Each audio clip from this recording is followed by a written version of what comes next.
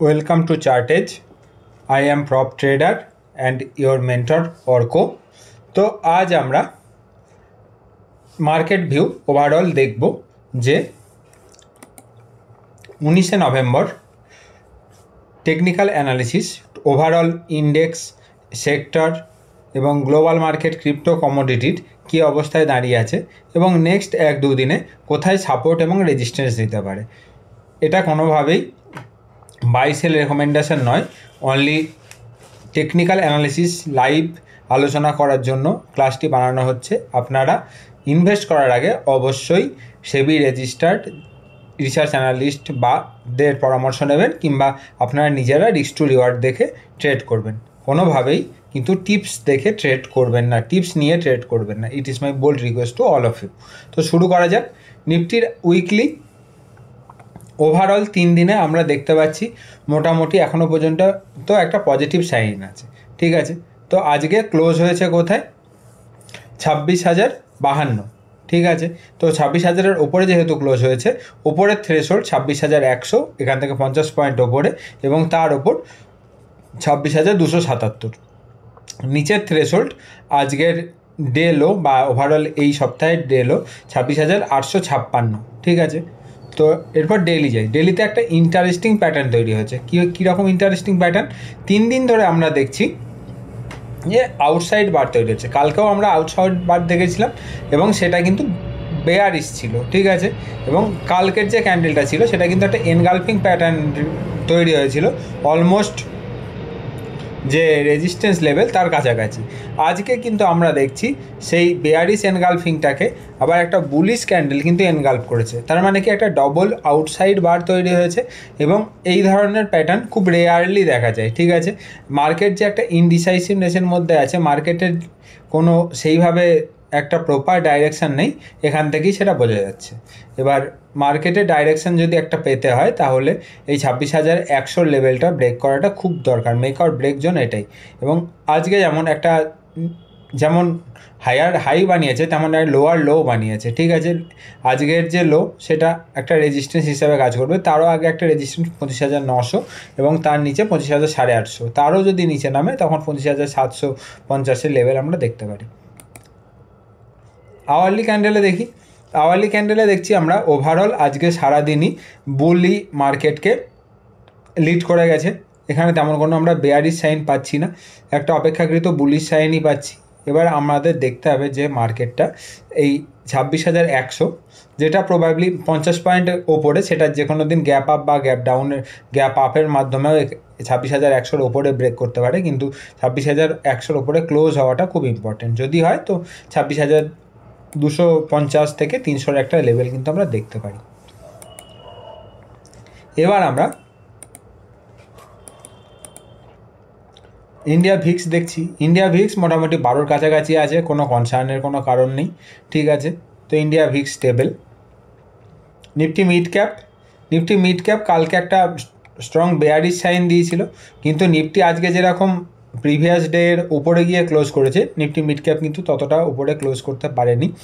কিন্তু এখান থেকে একটা পজের একটা সাইন আছে, যেখানে আমরা একটা সাইডওয়েজ একটা নেগেটিভ ভিউটাকে এখন বাদ দিয়ে মোটামুটি একটা সাইডওয়েজ ভিউ বা একটা পজিটিভ ভিউ পজিটিভ ভিউ তো আমাদের অল টাইম হাই এই 22,500-র ওপরে, 22,500-র ওপরে গেলেই আমরা নেব। এখন একটা মোটামুটি সাইডওয়েজ ভিউ, একটা কনসলিডেশন ভিউ রাখা ভালো মিড ক্যাপ ইন্ডেক্সের ক্ষেত্রে, ঠিক আছে। স্মল ক্যাপ ইন্ডেক্স, যেখানে আজকে নিফটি লার্জ ক্যাপ এবং মিড ক্যাপ ওপরের দিকে সাইন দিয়েছে, সেখানে স্মল ক্যাপ কিন্তু 0.4% ডাউন। এটা কিন্তু খুব একটা পজিটিভ সাইন নয়, ঠিক আছে। নিফটি মাইক্রো ক্যাপ 250ও কিন্তু আজকে একটা নেগেটিভ সাইন দিয়েছে, ঠিক আছে। একবার আমরা নিফটির মুভিং অ্যাভারেজটাকে একবার দেখে নেব, ঠিক আছে। দেখুন নিফটি আজকে যেটা ডে লো ক্রিয়েট করেছে সেটা কোথায় ক্রিয়েট করেছে?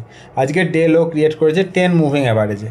এটা কিন্তু আমরা কালকে একবার ডিসকাস করছিলাম, যে কালকে একটু লেটে ডিসকাস করেছি, কিন্তু যে 10 মুভিং অ্যাভারেজ কিন্তু সবসময় সবসময় একটা ইম্পর্টেন্ট সাপোর্ট এবং রেজিস্ট্যান্স জোন হিসেবে থাকে। আজকেও কিন্তু দেখতে পাচ্ছি যে এই 10 মুভিং অ্যাভারেজ কিন্তু সাপোর্ট নিয়ে মার্কেট কিন্তু ওপরের দিকে গেছে, ঠিক আছে। এবার এটা কিন্তু একটা পজিটিভ সাইন, এটা কিন্তু নেগেটিভ সাইন নয়। এবার আমাদের দেখতে হবে যে মার্কেট ওপরের দিকেই স্টে করছে কি না, ঠিক আছে। এরপর আমরা সেক্টরিয়াল ইন্ডেক্সে আসি। তার মধ্যে প্রথমেই ব্যাঙ্ক নিফটি আবার আজকে একটা third day continuously new all time high মেরেছে এবং 0.54% আপ এবং ক্লোজ করেছে একদম হাইয়ের কাছাকাছি। এবং আজকে মার্কেটকে ব্যাঙ্কই লিড দিয়েছে, ঠিক আছে, মেনলি পিএসইউ ব্যাঙ্ক। তারপর ফাইন্যান্সিয়াল সার্ভিস একইভাবে একদম অল টাইম হাইয়ের কাছাকাছি আছে। এবার দেখতে হবে সেটা অল টাইম হাইটাকে ব্রিজ করে ভাঙে কিনা, কিন্তু ফাইন্যান্সিয়াল সার্ভিস ওভারঅল একটা স্ট্রেংথ আছে, ঠিক আছে। আজকে আমরা কিন্তু নিফটি আইটিতে একটা বড় মোমেন্টাম দেখেছি ইনফোসিসের জন্য। ইনফোসিসে একটা যেহেতু বড় একটা মুভ এসছে, বাইব্যাকের যে নিউজ আছে, এবার নিউজ ইভেন্ট বেস কাজ, এবার সেহেতু ইনফোসিসে আমরা একটা বড় মুভ, নিফটি আইটিতে একটা বড় মুভ দেখেছি। কিন্তু নিফটি আইটি গিয়ে রেজিস্ট্যান্স নিয়েছে কোথায়? প্রিভিয়াস যে রেজিস্ট্যান্স লেভেল ছিল আমাদের 37,000-37,000-এর কাছাকাছি গিয়ে কিন্তু নিফটি রেজিস্ট্যান্স নিয়েছে, কিন্তু 200 মুভিং অ্যাভারেজের ওপরে গিয়ে ক্লোজ করেছে। কালকে যদি এই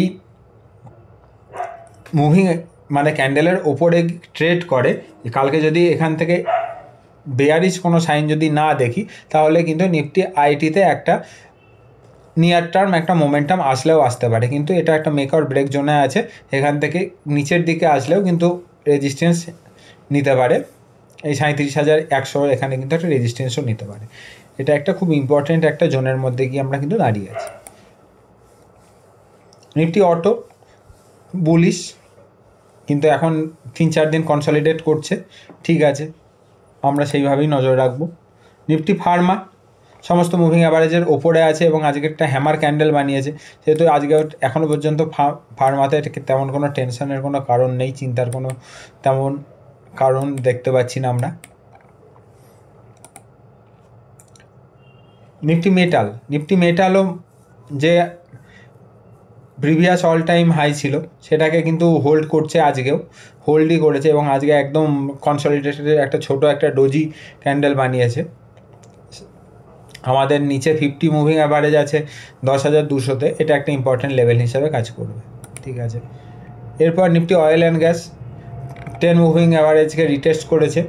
আমাদের দেখতে হবে যে প্রিভিয়াস অল টাইম হাই 12,088, 12,090 এটাকে টাচ করে কিনা। যদি টাচ করে এবং তার যদি একটা পুল ব্যাক নেয়, সেটাও কিন্তু একটা পজিটিভ সাইন হিসাবেই আমরা ধরব।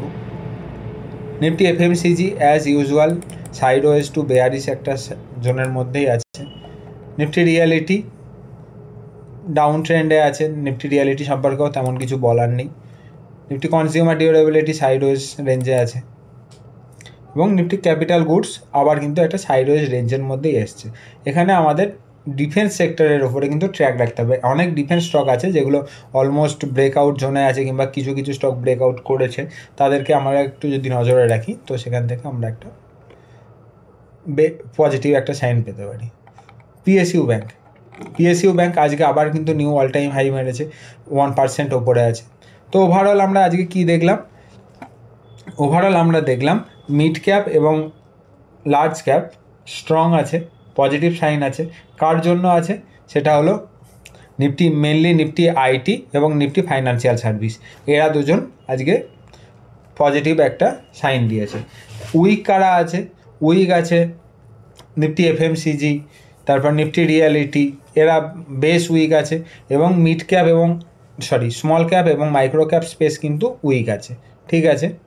তো আমরা যখন ট্রেড করব, যদি মোমেন্টাম ট্রেড করি, তাহলে আমরা অবশ্যই লার্জ ক্যাপ মিড ক্যাপের মধ্যে ট্রেড করব এবং sector specific like finance, metal, auto, এই ধরনের স্পেসগুলোকে, ফার্মাতে কিছু কিছু স্টক, এগুলো আমরা ট্র্যাকে রাখবো, ঠিক আছে।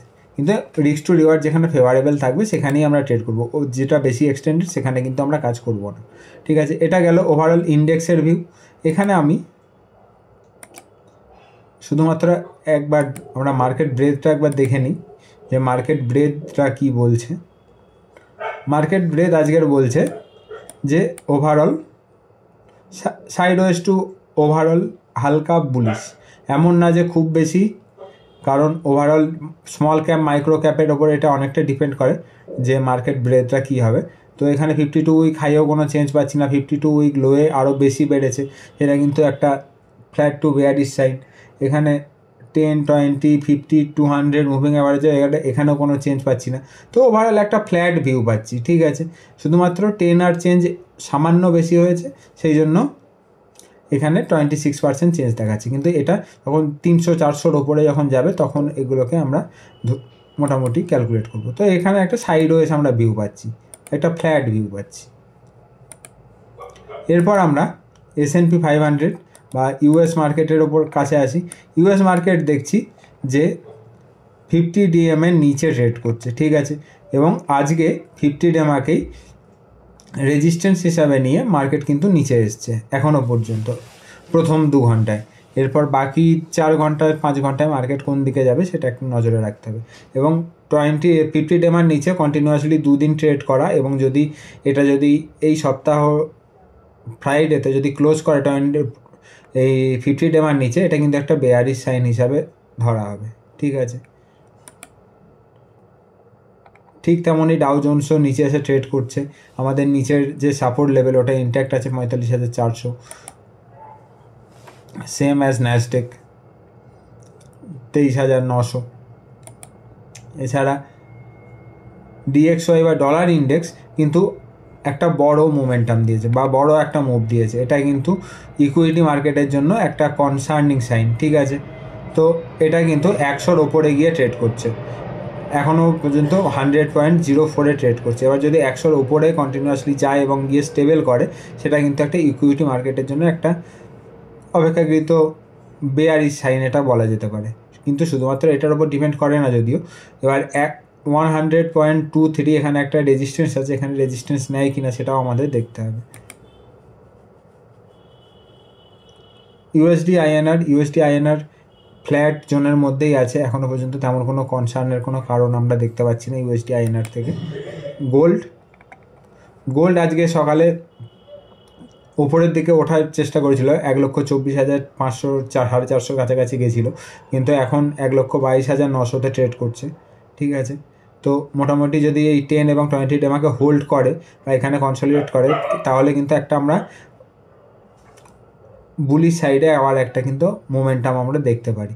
তার জন্য এই 10-20 DMকে হোল্ড করা প্রয়োজন, এবং যদি 10-20 DMA ব্রেক করে নিচের দিকে আসে তাহলে 50 DMA পর্যন্ত কিন্তু আসতে পারে, যেটা 1,19,000-এর কাছে প্লেস আছে। সেম অ্যাজ সিলভার 10 DMAর ওপরেই এখনও ট্রেড করছে, নিচে 20 DMA এবং তার নিচে 1,50,000-এর যে ইম্পর্টেন্ট লেভেল বা সাইকোলজিক্যাল লেভেল আছে সেটা আছে, বাট তার নিচে দেখতে হবে।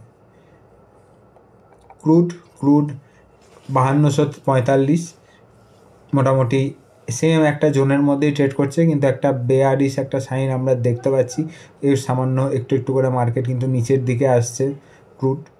সো নিচের সাপোর্ট, একটা ইম্পর্টেন্ট সাপোর্ট যে জোন, সেটা কিন্তু 5,160-62-র কাছাকাছি আছে। ওপরের দিকে 5,380 রেজিস্ট্যান্স।